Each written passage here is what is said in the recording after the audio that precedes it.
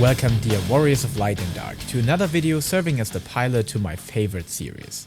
And yes, while criticism is healthy for each game to improve, here I shall put the bright aspects of each job into the spotlight, because we all know you can fall in love with each job if you just look at it from a certain perspective, right? So let us embrace this idea and start with what I consider my main job, at least when it comes to PvE content, the Summoner. The first reason why you should consider playing a Summoner is accessibility. Since Endwalker, the whole job has been redesigned to match more the image of a Summoner found in the main series Final Fantasy games, where the Summoner steps back and where power is drawn from those godly creatures called summons, aeons, guardian forces, or all sorts of other names. In Final Fantasy XIV, those are being called primals and serve as a very specific and very important plot device to be woven into the main story development. However, as you progress with your leveling journey, starting as the Arcanist class, you will become a Summoner on level 30, learning to control and command all those mighty primals, from Carbuncle to the king of them all, Bahamut. And while mechanically and gameplay wise the Summoner does most of the casting and weaving by itself, primals are featured in spectacular ways to match the classical idea of this job.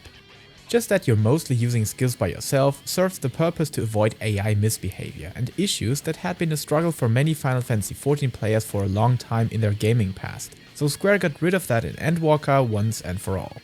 But what does this all have to do with accessibility? First, your kit is insanely easy to perform, especially compared to all the Summoner apparitions we had in earlier expansions. No 30 seconds pre-pull opener, no 200 CPM mouse and keyboard destruction opener, and no big punishment to dots not being applied properly and your ether flow abilities wasted. All this is gone and has been reduced to primal aspected stances, where each different primal alignment leads to a different style of how your Aggie spells are being used and what other kit you have access to. All this may look complicated if you never touched the Endwalker Summoner before, but once you read tooltips, which I always recommend to do, there's a lot of sense in this and you can easily perform very nicely in any PvE environment, raids, dungeons, or even overworld content. On top of that aspect, compared to black mages or melee jobs, there's no much hindrance to keep your spells coming and in working order. Yes, 2 hardcast spells in the form of Ruby Ride, 1 Garuda Slipstream, and 1 to 2 Ruin 3 spells, where the rest can be cast and used while moving, without any downside. So, if you ever wanted to play a ranged physical job but with all the caster role benefits, the Summoner is the way to go now, and offers one, if not the easiest to perform combat system you can possibly find in Endwalker. Yes, not all people are happy with that design, but more to that later. And another good reason why the Summoner could be on your leveling list is in fact a leveling argument. Remember what I said about the level 30 swap to transpose from the Arcanist class into a Summoner? While doing so, you automatically become a Scholar, which of course is locked behind some job quests and different gear than your Bahamut Invoker, but you do level both of these jobs at the same time, so whatever level your Scholar reaches, the same level you got on the Summoner and vice versa. Oh, and don't believe that this is something bound to a certain role, it is really a unique trait of Scholar and Summoner that no other job or class has access to. Which means, if you ever wanted to level up a healer as well, or at least have jobs for 2 different roles available that you haven't explored as you went the way of the bolt and started as a tank, there it is dude. 2 jobs by leveling 1, easy win for the Summoner. Another aspect, which I already talked about in my Shadowbringers version of this video, still remains a core feature and aspect of the Summoner in Endwalker, which is called Resurrection. Sharing this ability with healers and the Red Mage, it is indeed a very unique tool to keep fights going, and being able to save encounters that other jobs would have to consider a wipe when both healers have met their rune, or what crystalline conflict players would say, they touched the forbidden cheatin'.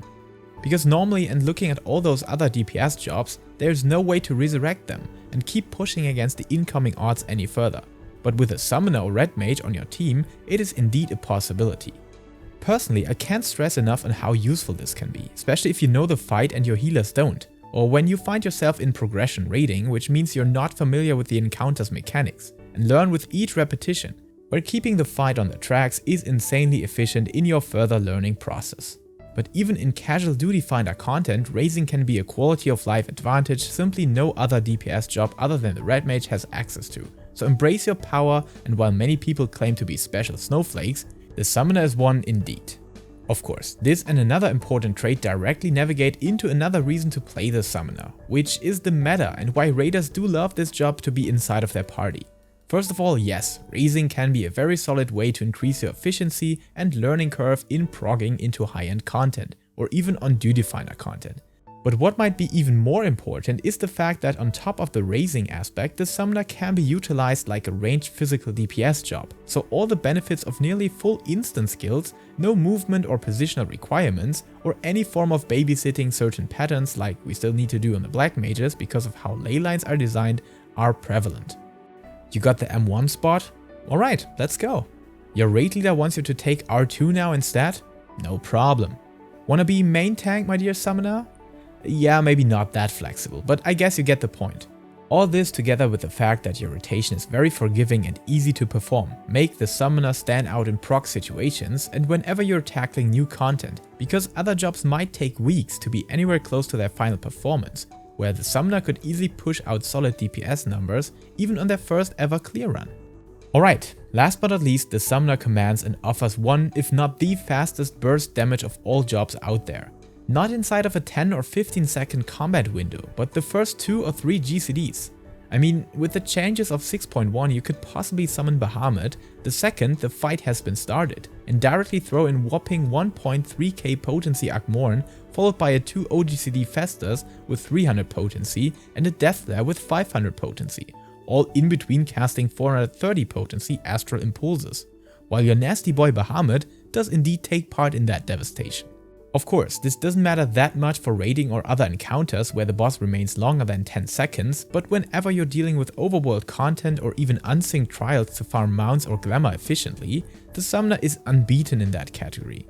It definitely offers the fastest rotation buildup of all jobs, which of course slows down after Bahamut, but many enemies have already turned to ashes in this 5 to 10 second burst window.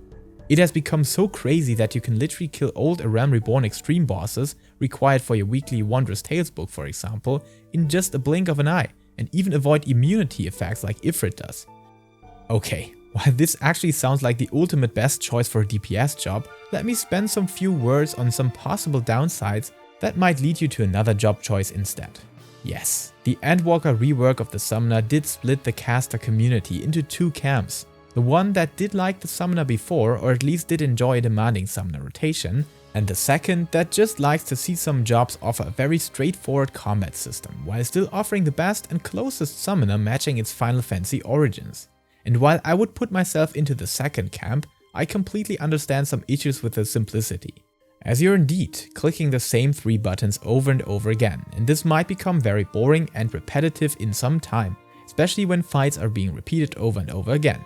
So, if complex rotations and standing out to the competition already when just performing the basic rotation correctly means something to you, the summoner might not be the best choice, and you should check out jobs like Ninja, Black Mage or even Red Mage, which had been considered as the easy choice before Endwalker, but even that job seems to be more complicated than a summoner now. But of course, while I do favor the battle system of Final Fantasy XIV over the World of Warcraft shenanigans, I still like the design of the summoner combat. And by alternating the different primal stances, it doesn't get boring for me.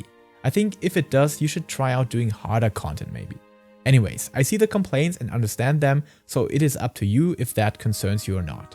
Another aspect, however, is that when Square's balancing is working as intended, you will not be the peak of the DPS chart anymore, that summoners were for a long time in Shadowbringers.